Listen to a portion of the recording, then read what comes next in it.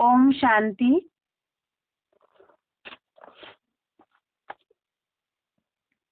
भगवत गीता श्लोक क्लास में आज का श्लोक है चौथे अध्याय का 13वां श्लोक, अध्याय 4, श्लोक नंबर 13। श्लोक है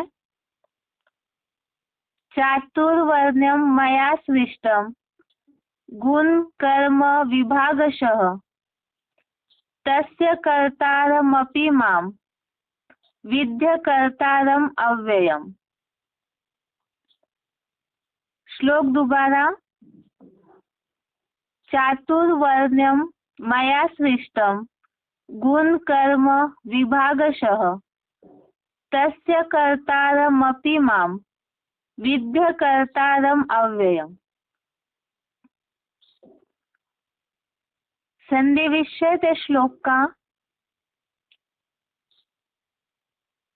चातुर्वर्ण्यं मया सृष्टं गुण कर्म विभागशः तस्य कर्तारम् अपि मां विद्धि अकर्तारम् अव्ययम्। संधि विषय दोबारा।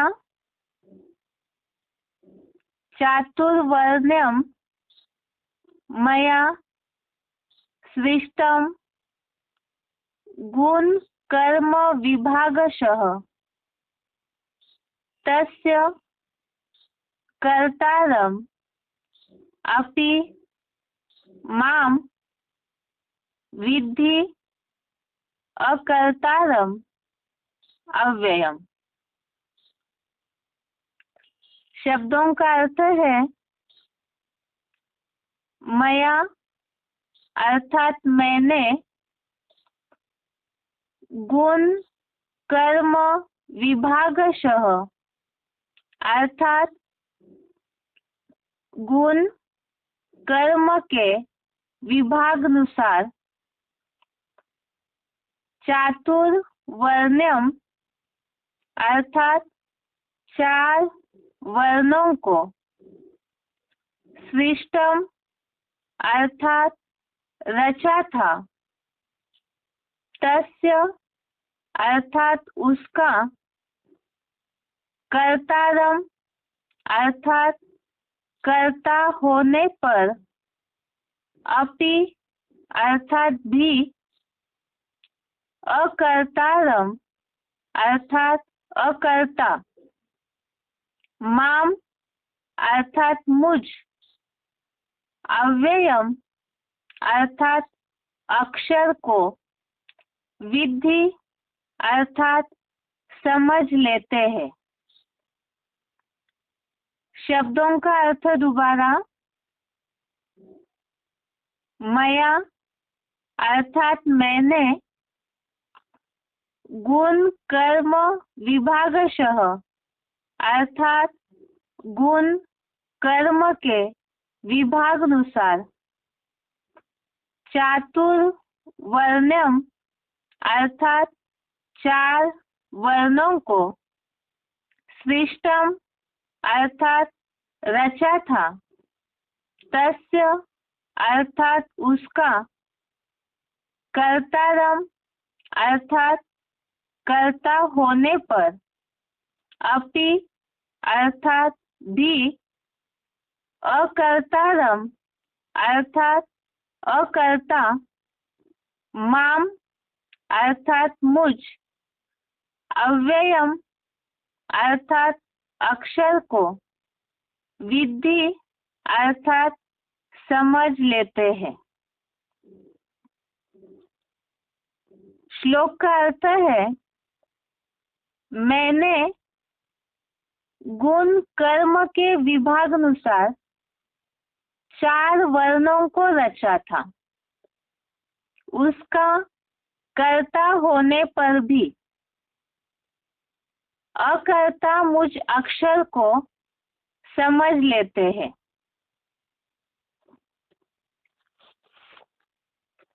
कल के श्लोक में जैसे बात चल रही थी कि पुरुषोत्तम संगम युगी लोक में ही कर्मों के सफलता के इच्छुक देव यज्ञ सेवा करते हैं, और ऐसे मनुष्य लोक में ही जहाँ मनन चिंतनशील मनु के पुत्र है मनुष्य लोक, ऐसे संगम युगी पुरुषोत्तम संगम युगी लोक में ही कर्मों से उत्पन्न सफलता शीघ्र होती है। हम जो श्लोक पढ़ रहे हैं इस बार 1 से लेकर के 18 तक के श्लोक को जो हेडिंग दिया था, एक तो सगुण भगवान का प्रभाव और दूसरा कर्मयोग का विषय। तो सगुण भगवान का प्रभाव अर्थात भगवान का जो कार्य शुरू होता है, कैसे कार्य कैसा जन्म होता है, उसके बारे में पहले श्लोकों में समझा, और उसके साथ साथ ही अभी कर्मों के बारे में कुछ बातें बताई जा रही है।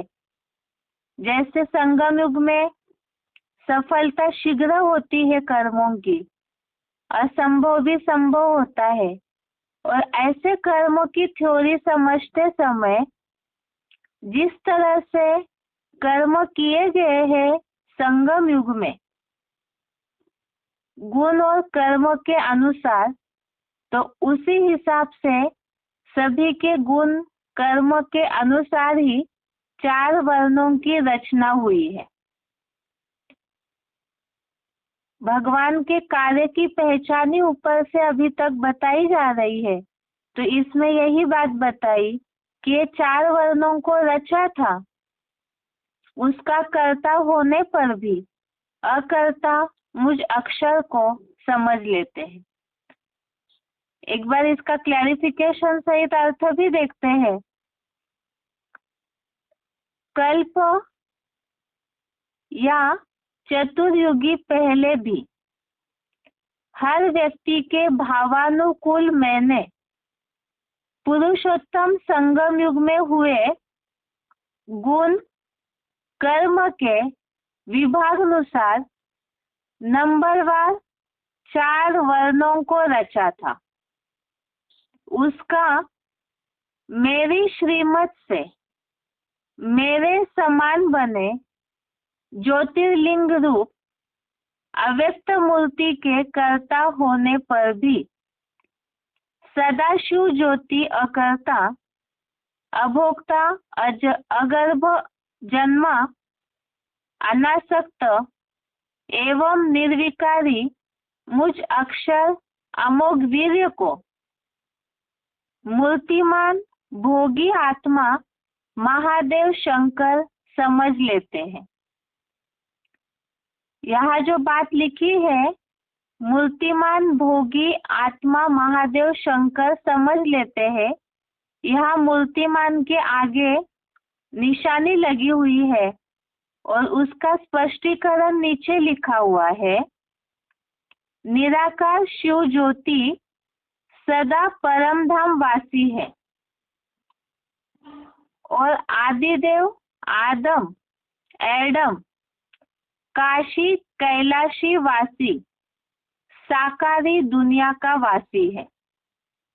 शिव ज्योति सदा परम धाम के वासी है और आदिदेव यहाँ महादेव शंकर आदिदेव आदम एडम काशी कैलाशी वासी साकारी दुनिया का वासी है।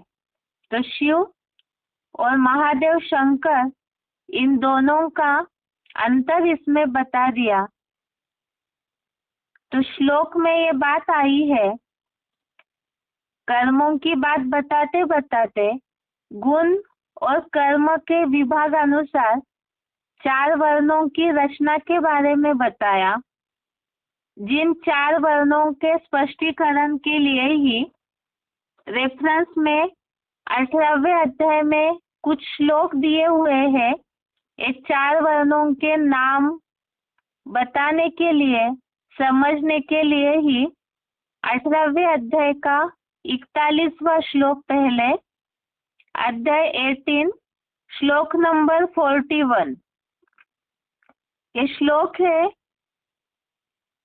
ब्राह्मण क्षत्रिय विषाम शूद्राम, ब्राह्मण क्षत्रिय विषाम शूद्राम च परंतप कर्माणि प्रविभक्तानि स्वभाव प्रभवे गुणे। अर्थात ब्राह्मण, क्षत्रिय, वैश्य और शूद्र वर्णों के कर्म शूटिंग में आत्मभाव से पैदा हुए गुणों से प्रकृष्टतया बटे हुए हैं। यह पुरुषोत्तम संगमयुगी शूटिंग में ही ब्राह्मण, क्षत्रिय, वैश्य, शूद्र इन चारों वर्णों के कर्म शूटिंग में आत्मभाव से पैदा हुए गुणों से प्रकृष्टतया बटे हुए हैं। आज का जो श्लोक है चौथे अध्याय का 13वां श्लोक, इसमें ये बात आई, मैंने गुण कर्म के विभाग अनुसार 4 वर्णों को रचा था। अर्थात पुरुषोत्तम संगमयुगी शूटिंग में जैसे जैसे जो कर्म करते हैं अपने गुण कर्म स्वभाव के अनुसार, उसी अनुसार 4 वर्णों की रचना में उनको डिवाइड किया जाता है और उनके नाम 18वें अध्याय के 41वें श्लोक में है, ब्राह्मण, क्षत्रिय, वैश्य और शूद्र। ये जो 4 वर्ण है इसी का उल्लेख बेसिक कोर्स में भी हमने समझा था। विराट रूप के बारे में भी कई बार मुरलियों में उल्लेख आता है। विराट रूप के चित्र में भी 4 वर्णों को ही विराट पुरुष के शरीर में 4 भागों में बांटा है। अंतर इसमें है, विराट पुरुष में बताते समय देवता, क्षत्रिय, वैश्य, शूद्र इस तरह बताया है और यह भगवत गीता में ब्राह्मण, क्षत्रिय, वैश्य, शूद्र कहा जाता है। भक्ति मार्ग में कई बार ब्राह्मण देव ऐसा उल्लेख करते हैं जनसाधारण लोग। ये समझा जाता है कि अभी जो ब्राह्मण है जाति से, शरीर में जिन्होंने ब्राह्मण कुल में जन्म लिया शरीरतः, तो उन्हें ही ब्राह्मण समझा जाता है। वैसे देखा जाए तो ब्राह्मण ब्रह्मा की औलाद, तो अभी तो जिन्हें ब्रह्मा की पहचान नहीं है, भक्ति मार्गीय रीति रस्मों में जो चलते हैं जनसाधारण गीता पाठी, तो वो इस बात की गहराई नहीं जानते हैं कि ऐसे कौन से ब्राह्मण हैं जो देवता बनते हैं। न समझने के कारण ब्राह्मण, क्षत्रिय, वैश्य, शूद्र समझा जाता है, जबकि मुरलियों में इसका स्पष्टीकरण शिव बाबा देते हैं कि ब्राह्मण ये तो गुप्त समय है ब्राह्मणों का। जो ब्राह्मण चोटी है जो दिखने में नहीं आती विराट पुरुष के चित्र में, वो गुप्त कार्य है, गुप्त पुरुषार्थ है, संगम युग गुप्त है।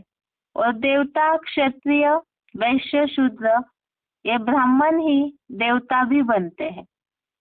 ये तो बात अलग हो जाती है। बाकी यह 4 वर्णों की रचना की बात है, उनका उल्लेख यह श्लोक में बताया।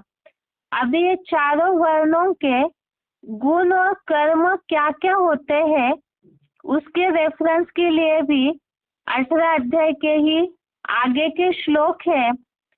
18वें अध्याय का 42, 43, 44 नंबर श्लोक, अध्याय 18 का ही 42, 43, 44 नंबर श्लोक। इसमें केवल भावार्थ ही देखते हैं। 42 नंबर श्लोक में क्षत्रियों ब्राह्मणों की बातों का उल्लेख किया, उनके कर्मों का। एक तो चुप्पी रूप मुकत्व, इंद्रिय दमन, आत्मस्मृति का तप, शुद्धता, शांति, सरलता, ज्ञान योग, ऐसे आस्तिकता से आत्मभाव से उत्पन्न ब्रह्मा के कर्म। तो यह ब्रह्मा के कर्म जो बताया है, ये ब्रह्मा को फॉलो करने वाले ही ब्राह्मण है और ये ब्राह्मण ही फिर पुरुषार्थ की पराकाष्ठा से देवता बनते हैं। दूसरा, क्षत्रियों के कर्म बताए हैं, उनका स्वभाव बताया है 43 नंबर श्लोक में। शौर्य, तेज, धैर्य, दक्षता और युद्ध में भी न भागना, दान और गीता के राजयोग से प्राप्त ईश्वरीय शासकीय राजाई भाव, ऐसे क्षत्रियों वाले स्वभाव से उत्पन्न गुण कर्म है।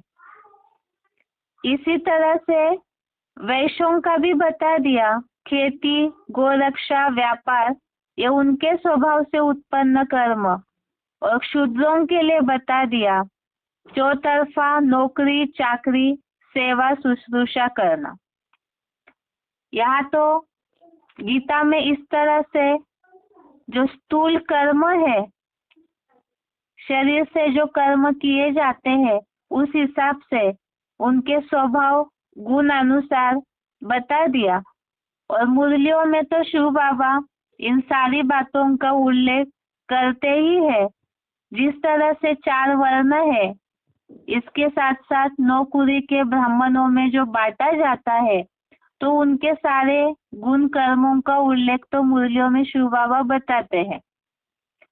तो इस तरह आज के श्लोक में बात आई कि कल्प पहले भी, ये तो हम पहले से भी समझ रहे हैं, बहुत से श्लोकों में बात का उल्लेख है कि ये कल्प कल्पांतर रिपीट होता है ड्रामा। तो यह कल्प या चतुर्युगी पहले भी हर व्यक्ति के भावानुकूल, भाव के अनुकूल, जैसे 18वें अध्याय के श्लोकों में बात आई स्वभाव गुण कर्म, और अभी के श्लोक में है हर व्यक्ति के भावानुकूल मैंने पुरुषोत्तम संगम युग में हुए गुण कर्म के विभाग अनुसार, गुण और कर्मों को हमने देखा कि किस तरह से विभाग किए हैं। 18वें अध्याय में उसका स्पष्टीकरण दिया हुआ है। इस अनुसार नंबरवार 4 वर्णों को रचा था। उसका मेरी श्रीमत से मेरे समान बने ज्योतिर्लिंग रूप अव्यक्त मूर्ति के कर्ता होने पर भी सदाशिव ज्योति अकर्ता मुझ अक्षर को समझ लेते हैं। इस तरह से यहाँ भगवान का संगम युग में जो कार्य है, इतनी सारी सृष्टि का सेटिंग करने का कार्य है, तो कैसे सेट किया उसके बारे में बताया कि 4 वर्णों की रचना हुई। आज के श्लोक का अर्थ है, इसे और अच्छे से समझने के लिए सिलेक्टेड पॉइंट्स में देखते हैं कि मुरलियों में शिव बाबा ने इस श्लोक का क्या क्लैरिफिकेशन दिया है। लेकिन उसके पहले श्लोक का उच्चारण। चातुर्वर्ण्यं मया सृष्टं गुणकर्म विभागशः तस्य कर्तारमपि मां विद्य कर्तारमव्ययम्। कल्प चतुर्युगी पहले भी हर व्यक्ति के स्वभावानुकूल मैंने पुरुषोत्तम संगम में हुए गुण कर्म के विभागानुसार नंबरवार 4 वर्णों को रचा था। उसका मेरी श्रीमत से मेरे समान बने ज्योतिर्लिंग रूप अव्यक्त मूर्ति के कर्ता होने पर भी सदा शिव ज्योति अकर्ता अभोक्ता अगर्भ जन्मा अनासक्त एवं निर्विकारी मुझ अक्षर निराकारी को मूर्तिमान महादेव शंकर भोगी आत्मा महादेव समझ लेते हैं। निराकार सदा शिव ज्योति परमधाम वासी है। शंकर आदम एदम काशी कैलाशी वासी साकारी दुनिया का वासी। चातुर्वर्ण्यं मया सृष्टं गुणकर्म विभागशः तस्य कर्तारमपि मां विद्य कर्तारमव्ययम्। चतुर्युगी पहले भी हर व्यक्ति के स्वभावानुकूल मैंने पुरुषोत्तम संगम में हुए गुण कर्म के विभागानुसार नंबरवार 4 वर्णों को रचा था। उसका मेरी श्रीमत से मेरे समान बने ज्योतिर्लिंग रूप अव्यक्त मूर्ति के कर्ता होने पर भी सदा शिव ज्योति अकर्ता, अभोक्ता, अगर्भ जन्मा, अनासक्त एवं निर्विकारी मुझ अक्षर निराकारी को मूर्तिमान महादेव शंकर भोगी आत्मा महादेव समझ लेते हैं। निराकार सदा शिव ज्योति परमधाम वासी है। शंकर आदम एदम काशी कैलाशी वासी साकारी दुनिया का वासी।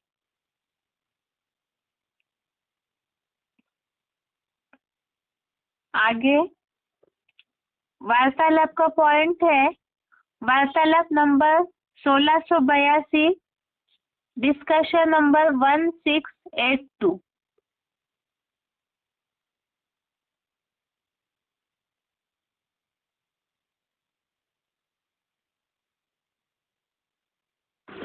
हाँ, रुद्राक्ष के मणके 4 कलर में पाए जाते हैं। रुद्राक्ष के मणके किसके?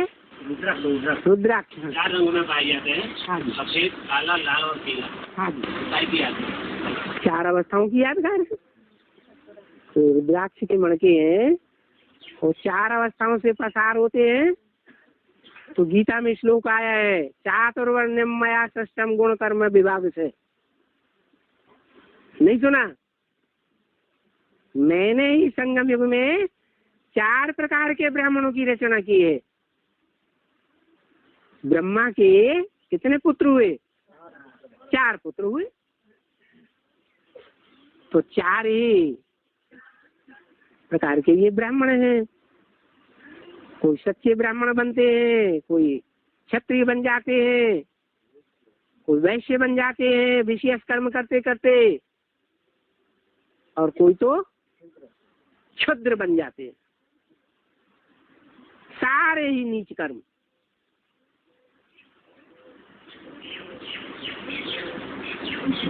फिर उनका जन्म जन्मांतर का पार्ट ही ऐसा हो जाता है, सेवा करना।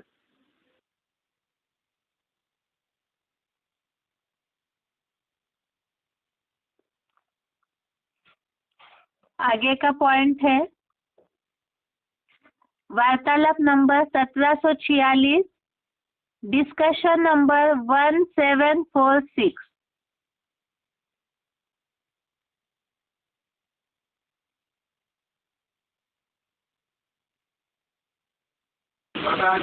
बोला कि नेपाल में ये पशुओं की बलि चढ़ाते थे। हाँ इस बार वो बलि चढ़ाने का बंद कर दिया है वहाँ की गवर्नमेंट। हाँ, तो उसका रहस्य क्या? उसका रहस्य यही है कि जो बलि चढ़ाते हैं वो जबरदस्ती उनसे करते हैं कि बलि चढ़ाओ,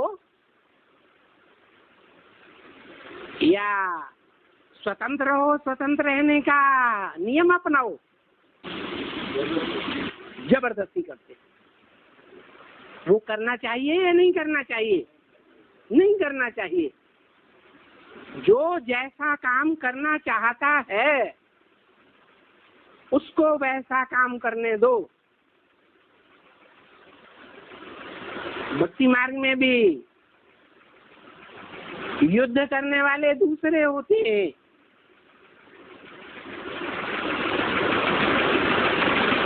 उनको कहते हैं क्षत्रिय।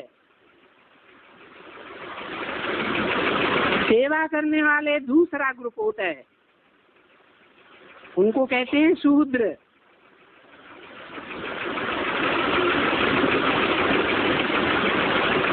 और रजो प्रधान होने के कारण विशेष कर्म करने वाले जो हैं वो वैसे कहे जाते। सर्वोत्तम वर्ग है ब्राह्मण वर्ग। अव्वल नंबर के ब्राह्मण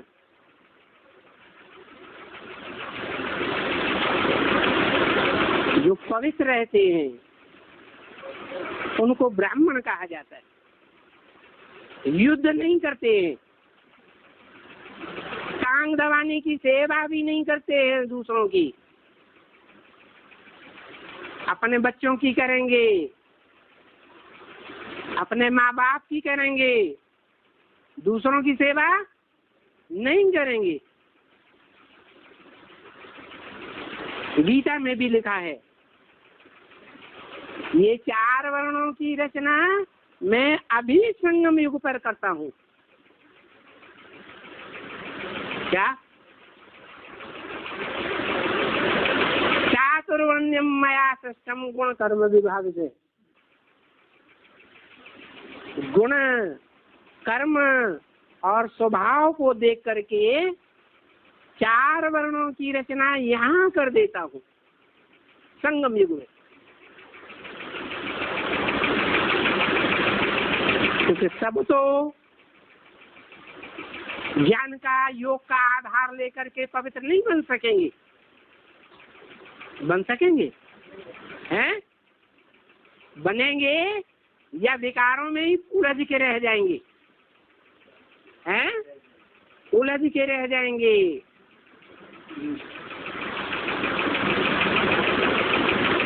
तो बल नंबर वर्ण है ब्राह्मण वर्ण, वो हार नहीं खाएंगे। हार खा करके भाग नहीं जाएंगे।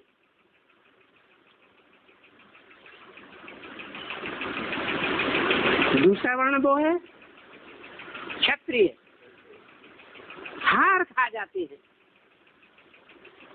अंत तक हार ही खाते रहते हैं।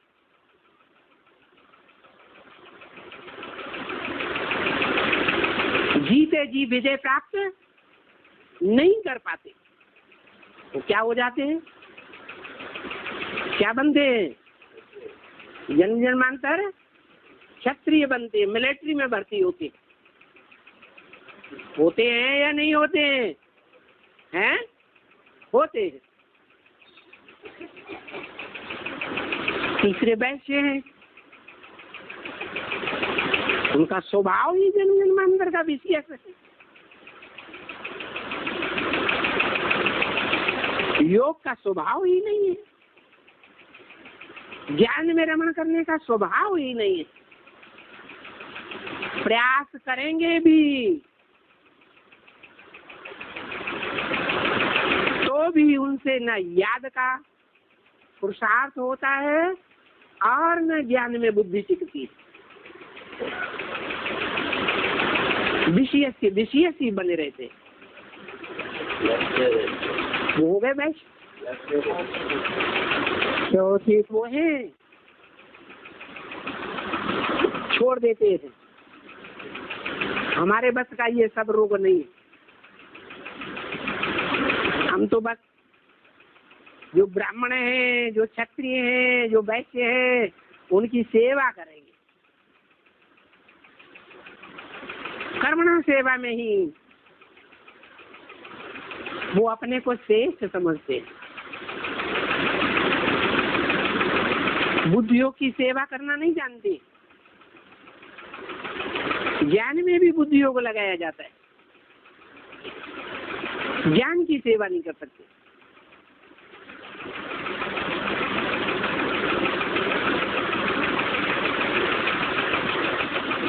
समझ में आ गया? अरे नहीं आ गया तो क्रॉस क्वेश्चन करो। कहने का ये था कि इस साल उन लोगों ने ये बंद करवा दिया। हाँ हाँ, तो मना जिनको समझ में नहीं आया उन्होंने बंद करवा दिया। समझाना चाहिए ना कि बंद करवाना चाहिए। समझाएगा वो जो खुद समझेगा, वो तो खुद ही नहीं समझने वाले हैं। अंग्रेजों ने बलि चढ़ाना यहाँ भारत में भी तो बंद करवाया। अरे करवाया कि नहीं? वो इसके राज को जानते हैं? नहीं जानते।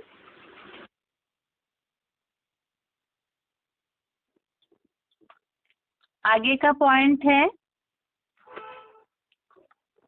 VCD number 2288, VCD number 2288।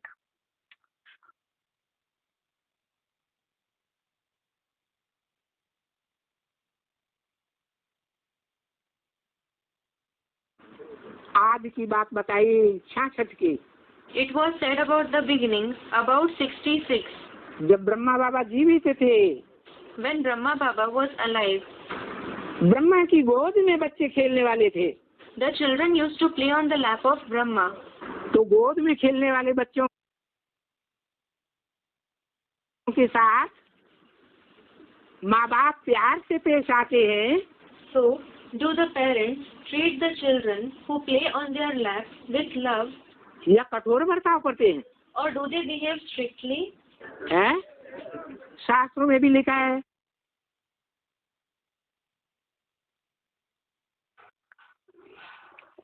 VCD number 2286, VCD number 2286।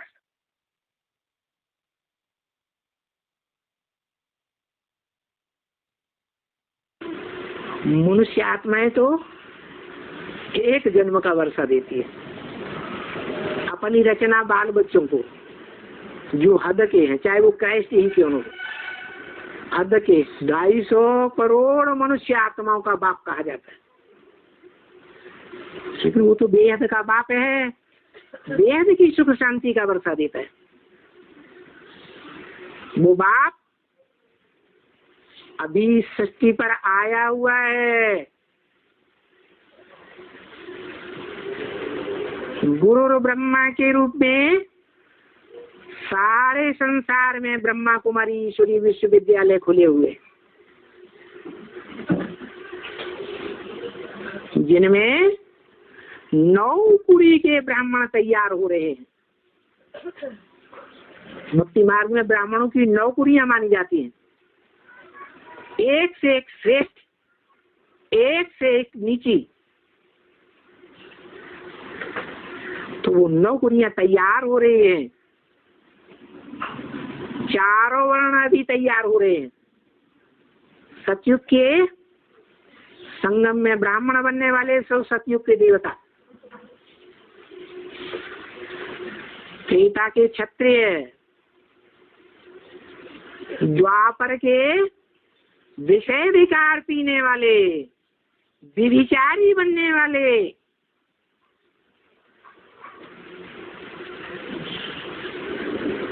वैश्य धर्म के लोग अभी संगम युग में तैयार हो रहे हैं। वैश्य वर्ण भी भगवान तैयार करा रहा है।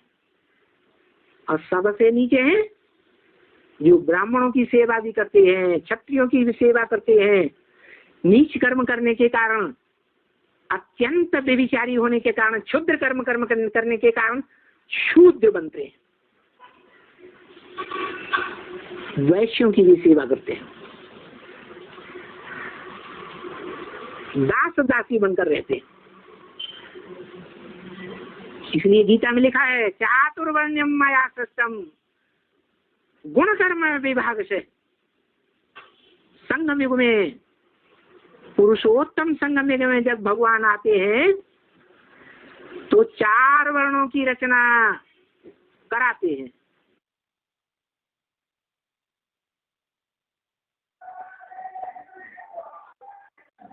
अभी तक के पॉइंट में जैसे शिव बाबा ने बताया 4 वर्णों की रचना के बारे में, 4 वर्णों की रचना के गुण और कर्म बताए, ब्राह्मणों की चलन कैसे होगी। जैसे क्षत्रिय है वो युद्ध से हारी खाते रहते, वैश्य है वो कर्मों को महत्व देते हैं, और शूद्र जो है उनके पास इतनी हिम्मत ही नहीं है, कर्मों को महत्व देते हैं, लेकिन बाकी जो वर्ण है उनकी सेवा में ही वो संतुष्ट हो जाएंगे। और ज्ञान योग में जिस तरह से बुद्धि लगानी चाहिए वो क्षमता उन वर्णों के पास नहीं होगी। तो यहाँ श्रेष्ठ वर्ण के हिसाब से तो शिव बाबा की जो क्लैरिफिकेशन अभी सुना उसमें तो यही बात है कि जो बुद्धियों से काम लेंगे, ज्ञान के मनन चिंतन में बुद्धि लगा सकते हैं, तो ऐसे जो है वो श्रेष्ठ है। और कर्मों में, स्थूल धंधाधोरी में जो पुरुषोत्तम संगम युग में ज्यादा प्रेफरेंस देते हैं, तो उसी अनुसार उनके वर्णों की बात बताई। जैसे 4 वर्णों की रचना है, वैसे ही बताया कि गुण और कर्मों के हिसाब से ही 9 कुरियों के ब्राह्मण भी यहाँ पुरुषोत्तम संगम युग में ही शूटिंग पीरियड में ही तैयार होते हैं। आगे का पॉइंट है VCD नंबर 2347, VCD नंबर 2347 2 घंटा 39 मिनट के बाद से लिया हुआ पॉइंट। सर में विराजमान विराट पुरुष की देव आत्माएं निकलती हैं। भुजाओं के समकक्ष रहने वाली क्षत्रिय आत्माएं निकलती हैं त्रेता युग की। उसके बाद नाभि से नीचे जो द्वैतवाद आ जाता है, एक टांग दाईं ओर एक टांग बाईं ओर, 2 प्रकार की चलन हो जाती है।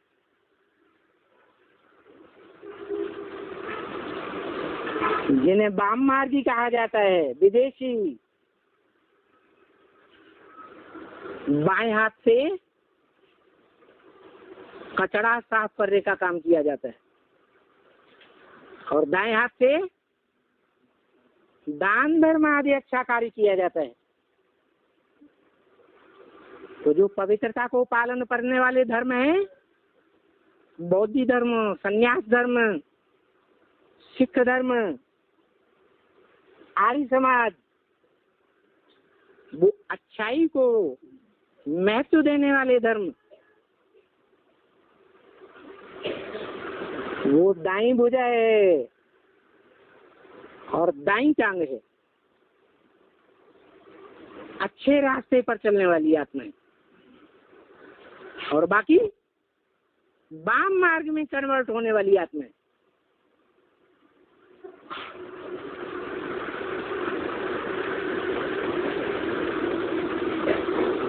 और घुटने से लेके नीचे तक शूद्र,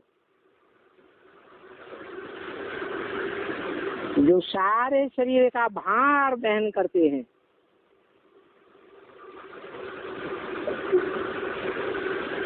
शारीरिक सेवा करते हैं।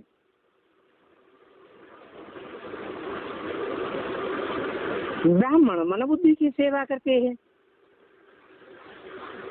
और शूद्र क्या करते हैं? शारीरिक सेवा करते हैं। जैसे मजदूर और जैसे इंजीनियर। ज्यादा तनख्वाह किसको मिलती है? क्यों? क्योंकि उन्होंने ज्यादा पढ़ाई पढ़ी। और मजदूरों को कम पैसा मिलता है, बहुत कम, क्योंकि उन्होंने पढ़ाई नहीं पढ़ी। तो यहाँ भी ऐसे ही है। जो अच्छे से ईश्वरीय पढ़ाई पढ़ते हैं, पढ़ाते हैं, वो ब्राह्मण कहे जाते हैं। जो नहीं पढ़ते हैं वो शूद्र कहे जाते हैं। इसलिए गीता में कहा है, चातुर्वर्ण्यम मया सृष्टम, चातुर्वर्ण्यम मया सृष्टम, गुण कर्म विभाग से, स्वभाव के आधार पर, गुणों के आधार पर, उनके किए हुई कर्मेंद्रियों के कर्मों के आधार पर, क्योंकि कर्मेंद्रियां भी तो व्यभिचारी कर्म करती हैं। अब व्यभिचारी होकर ब्राह्मण जन्म में कोई कोई रहते हैं या नहीं रहते हैं? रहते हैं। तो उस आधार पर 4 वर्णों की रचना इस पुरुषोत्तम संगम युग में भगवान के द्वारा होती है। इसलिए बोला कि मुट्ठी में है तकदीर तुम्हारी, अच्छे से अच्छा जन्म बना लो, चाहे बुरे से बुरा जन्म बना लो,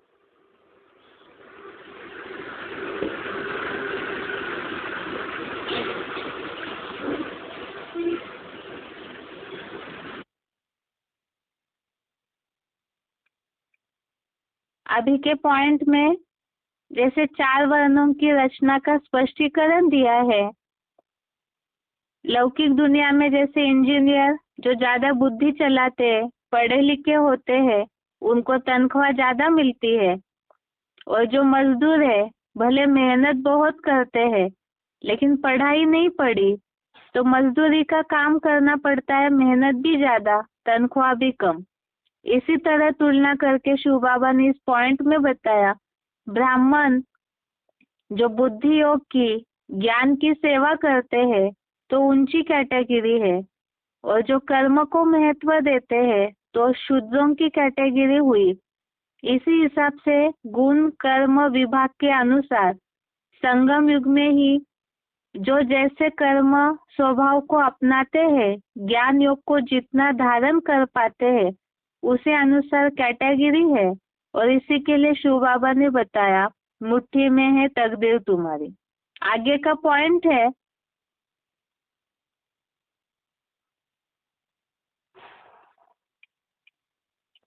आगे का पॉइंट है VCD नंबर 2467, 11 मिनट के बाद से लिया हुआ पॉइंट है। VCD number 2467।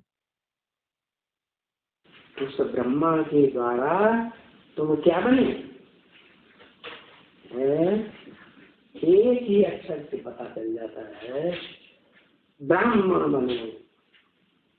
ब्रह्मा की औलाद ब्रह्म, शिव के फॉलोअर शैव, विष्णु के फॉलोअर वैष्णव। एक मात्रा बढ़ती है ना फॉलोअर से या बच्चे के अर्थ में। तो तुम पहले है पीढ़ी के ब्राह्मण बने। कैसे साबित होता है ब्राह्मण? ब्रह्मा की औलाद हुए तो ब्राह्मण नंबरवार ब्राह्मण है। उनका संगठन भी है, संसार में प्रसिद्ध है, रुद्रमाला। उसमें लेफ्ट साइड के भी मणके हैं तो राइट साइड के भी मणके।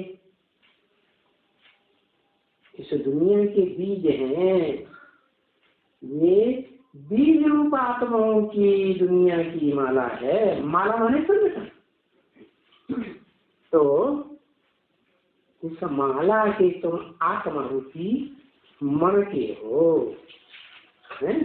जब तुम आकर के बाप के पास वो मणके बने आत्मा रूपी, तो क्या हुआ? फूल बन गए।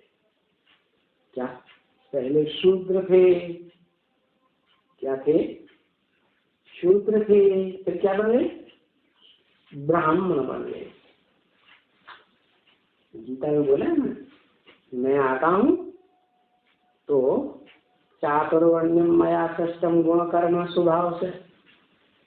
गुण कर्म और स्वभाव के आधार पर तुम इस शूटिंग पीरियड में जैसा जैसा पार्ट बजाते हो, उस पार्ट के अनुसार वैसा ही काम के आधार पर तुम्हारी जाति का नाम, वर्ण का नाम पड़ जाता है ब्राह्मण, क्षत्रिय, विषय, वैश्य या क्षुद्र कर्म करने वाला शूद्र। तो देखो बाबा द्वारा तुम क्या बन गए? ब्राह्मण बन गए। किंतु ये जो दुनिया है, भले तुम ब्राह्मण बन गए, जिस दुनिया में तुम रहते हो वो क्या है? क्या है? कांटों का जंगल है। कांटों के जंगल में तुम रहते हो, हैं? फॉरेस्ट ऑफ थॉर्न्स के बीच में रहते हो। एक दो को दुख ही देते रहते इस कांटों के जंगल में।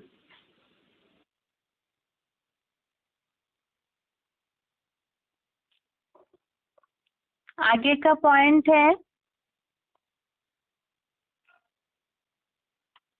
VCD number 2802, VCD number 2802, 24 minute के बाद से लिया हुआ पॉइंट। तो इस समय में ही बाप आ करके यही ज्ञान देते हैं। यही माने क्या कि तुम ज्योति बिंदु आत्मा हो।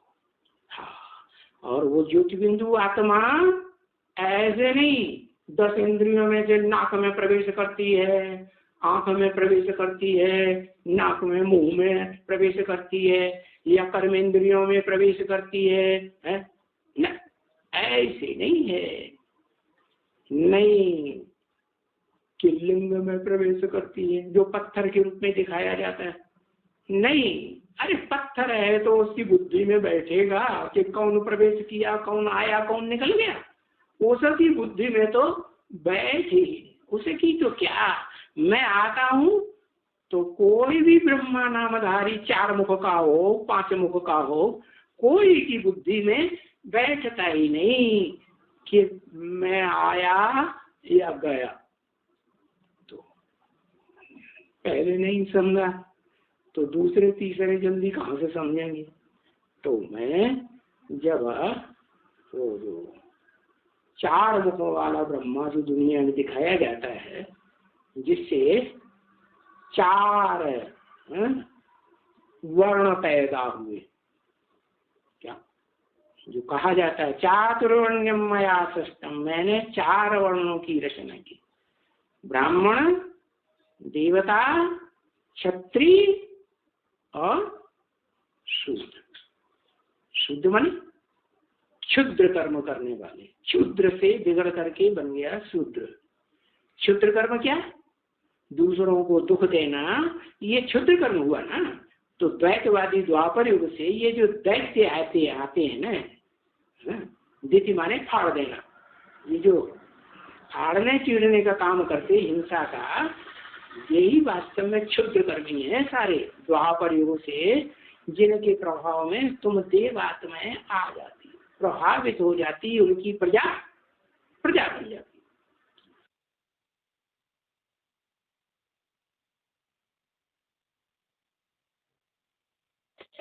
अभी के दोनों पॉइंट में जैसे शिव बाबा ने बताया, 4 वर्णों की रचना में भी उनके स्वभाव की निशानी बताई कि जो क्षुद्र होंगे, जैसे कर्मों को महत्व देते हैं, क्षुद्र कर्म करने वाले होंगे, वैसे ही वो दुखदायी भी होंगे। तो यहाँ स्वभाव की भी पहचान बताई कि क्षुद्र स्वभाव संस्कार वाले जो है वो दुखदायी संस्कार वाले होंगे। इस तरह से आज का श्लोक का अर्थ और उससे संबंधित पॉइंट्स हो गए। अभी आगे बेसिक कोर्स।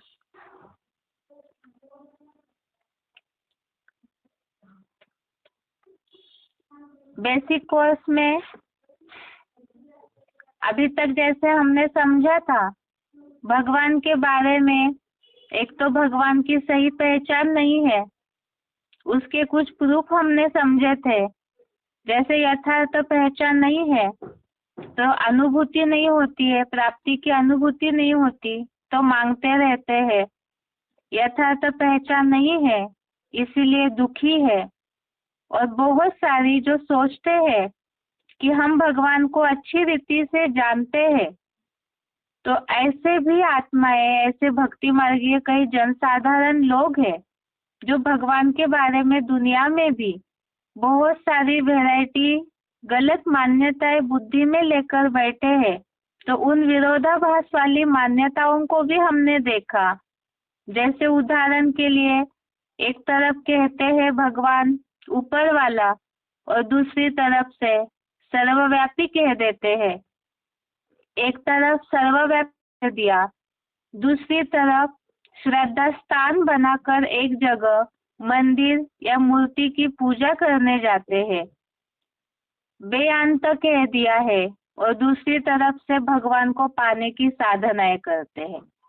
तो ऐसी बहुत सारी विरोधाभास वाली मान्यताएं हमने देखी, जिससे ये स्पष्ट हो जाता है कि भगवान को यथार्थ रीति कोई जानते नहीं है। इसीलिए ही कल्पना का एक स्रोत समझ लिया और व्यक्ति है या शक्ति है आखिर क्या है भगवान, ये नहीं जानते हैं। अब आज की क्लास में देखते हैं कि ये इतनी सारी विरोधाभास वाली मान्यताओं का कारण क्या है। विरोधाभास वाली मान्यताएं जो है, उसका सबसे पहली बात, जब भगवान एक है, सबका मालिक एक है, गॉड इज वन कहा, सत्यम शिवम सुंदरम कहा, सत्य तो एक ही होता है कहा, तो फिर एक तरफ ऐसे कहने पर भी ये विरोधाभास वाली मान्यताएं निर्माण क्यों हुई। अभी तक जो कोर्स हमने समझा है 3 लोक का, उसमें हमने इस बात को देखा है कि द्वापर युग से ही देहभान बढ़ा, देहभान की विकृति आई, विकार बढ़े, और ये देहभान के कारण ही खुद को भूल गए। जब खुद को भूल गए, खुद के जन्म मरण के चक्र को भूले, हिस्ट्री भूल गए, अपनी सात्विकता को भूल गए, तो फिर भगवान जो पिता है सर्व आत्माओं का, उसे कैसे कोई यथार्थ रूप से जान सकते हैं। क्योंकि जो स्वयं भूला हुआ है, स्वयं की पहचान ही जिन्हें सही नहीं, वो पिता को भी कैसे जान पाएंगे। जो वेद शास्त्र ग्रंथ लिखे गए द्वापर युग से भगवान की पहचान देने के लिए, भक्ति मार्गीय ढेर सारे जो ग्रंथ वगैरह बने, वो बनाने वाले भी विकारी बुद्धि वाले मनुष्य ही है। द्वापर युग से 3 लोक के चित्र में बात को हमने देखा। द्वापर से जैसे ही देवताएं नीचे उतरे, रजोगुण आया, तो वैसे ही देहभान आया, विकारों की उत्पत्ति हुई, दुख अशांति बढ़ने लगी, तो भक्ति मार्ग शुरू हुआ, भगवान को बुलाने लगे, और शांति का मार्ग ढूंढने के लिए ही वेद शास्त्र ग्रंथों की रचना होना शुरू हुआ, ताकि लोगों को भगवान की पहचान मिले। लेकिन लिखने वाले मनुष्य भी विकारी है। ऐसे विकारी बुद्धि, जिनकी विपरीत कार्य में बुद्धि लगी है, विपरीत कर्म जो कर रहे, ऐसे विकारी बुद्धि वाले पूरी तरह से शास्त्रों में सच्चाई कैसे लिख सकते हैं। एक तो खुद को ही नहीं जानते हैं, और दूसरा भगवान जो सर्वशक्तिवान अथॉरिटी है, तो उनकी पहचान तो बहुत बड़ी बात है। इसीलिए ही शास्त्रों में भी कैसे सच्चाई हो सकती है। इसका रिजल्ट दुनिया की हालत हम देखते हैं। शास्त्रों को पढ़ने से उत्थान होने के बदले दुनिया पतन के गर्त में ही जा रही है। बुद्धि एकाग्र होने के बजाय भटकते ही जा रही है, क्योंकि शास्त्रों में जिन जिन मनुष्यों ने अलग अलग समय पे शास्त्र लिखे, तो उन्होंने अपना भाव उन शास्त्रों में उतारा। इसके कारण मनुष्य को बुद्धि में एक जगह ठिकाना मिलने के बजाय, मनुष्यों की बुद्धि भगवान को ढूंढने के बजाय और ही भटकते गई। इसी के लिए ही भगवत गीता में भी उल्लेख आया हुआ है, वेद भी 3 गुणों के विषय वाले हैं। दूसरे अध्याय का 45वां श्लोक, अध्याय 2 श्लोक नंबर 45, इसमें उल्लेख आया हुआ है। भगवत गीता में तो वेद के बारे में बताया, वैसे भगवत गीता में और भी ऐसे बहुत श्लोक है जिसमें शास्त्र वगैरह पढ़ना, तब दान की बात का उल्लेख आया कि उससे मैं नहीं मिलता हूँ। तो यहाँ वेद शास्त्रों का एक प्रतिनिधित्व करने के हिसाब से वेदों के बारे में बताया। त्रैगुण्य विषया वेदा निःश्रेयगुण्यो भवार्जुन निर्द्वंद्वो नित्य सत्वस्थो निर्योग क्षेम आत्मवान। अर्थात वेद तो 3 गुणों के विषय वाले हैं, जिनकी विपरीत कार्य में बुद्धि लगी है, विपरीत कर्म जो कर रहे, ऐसे विकारी बुद्धि वाले हमने इसके पहले देखा है कि मनुष्य आत्माएं जो जन्म मरण के चक्र में आने का कारण 3 गुण है, 3 गुणों में बंध जाते हैं। ऐसे वेद भी 3 गुण सत रज तम, इन गुणों से प्रसारित होने वाले हैं। और जब ऐसे प्रसारित होने वाले हैं तो उसका असर वेदों में, क्योंकि मनुष्य 3 गुणों से प्रसारित होता है और मनुष्यों ने ये शास्त्र बनाए, तो उसका असर उनकी लिखावट में होता है। इसीलिए ही ढेर सारा विरोधाभास शास्त्रों में भी है, क्योंकि लिखने वाले भी विरोधाभास की बुद्धि से ही शास्त्र बनाए, तो मनुष्यों की बुद्धि भटकते गई। इसके साथ साथ ही ये तो रही वेदों की बात। अब इसके अलावा और विरोधाभास वाली जो मान्यताएं हैं उसे भी देखते हैं। सच तो एक ही होता है, तो फिर गॉड इज ट्रूथ कहा है, सत्य भगवान कहा है, फिर भगवान की पहचान के बारे में विरोधाभास का कारण क्या है? अब सर्वशास्त्रमय शिरोमणि भगवत गीता है, वही भगवान उवाच की उपाधि जिस शास्त्र को मिली हुई है, तो उसमें भी बहुत सारा विरोधाभास देखने में आता है। इसका कारण इसके पहले भी हमने कई बार देखा है कोर्स में। भगवत गीता की मनुष्यों के द्वारा लिखी हुई टीकाएं, और वो टीकाएं जो है वो एक दूसरे को काटने वाली है। जिन जिन टीकाकारों ने भगवत गीता की विभिन्न टीकाएं लिखी, अलग अलग उसकी किताबें बनाई, तो उसमें उन्होंने अपने अनुसार ही उसका स्पष्टीकरण दिया। इसके कारण ही ये मनुष्य की जो टीकाएं है वो भगवान के सच्चे स्वरूप का परिचय दे ही नहीं सकती है।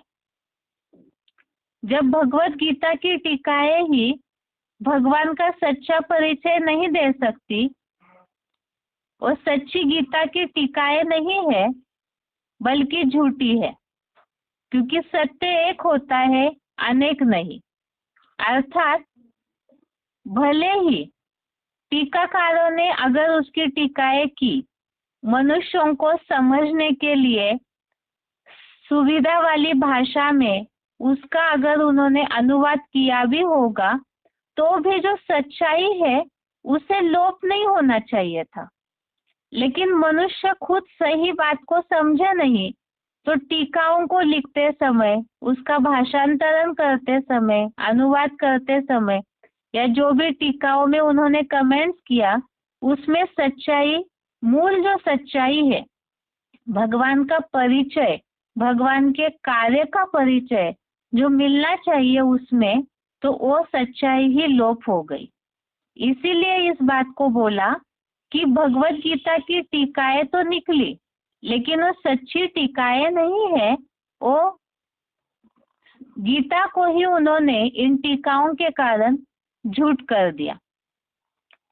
अब भगवान तो सच्चाई एक होती है, भगवान सत्य है, सत्य को ही भगवान कहा है, तो फिर गॉड इज ट्रूथ कहा जाता है, तो सच्चाई जो है एक है, इस बात को मनुष्य साबित करके नहीं दिखा पाए, तो विरोधाभास वाली इतनी ढेर मान्यताएं होते होते भगवान की सच्चाई जो है वो लोप हो गई। जबकि भगवान के लिए कहा जाता है सत चित आनंद स्वरूप है, सत्यम शिवम सुंदरम कहा जाता है। ऐसे कहा तो जाता है, लेकिन वो सत्य साबित क्यों नहीं हो पाया?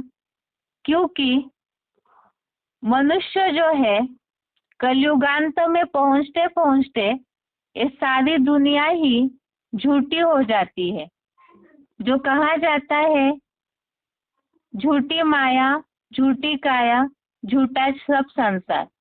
जब सब कुछ झूठ है तो इसीलिए ही झूठ अर्थात ही विरोधाभास।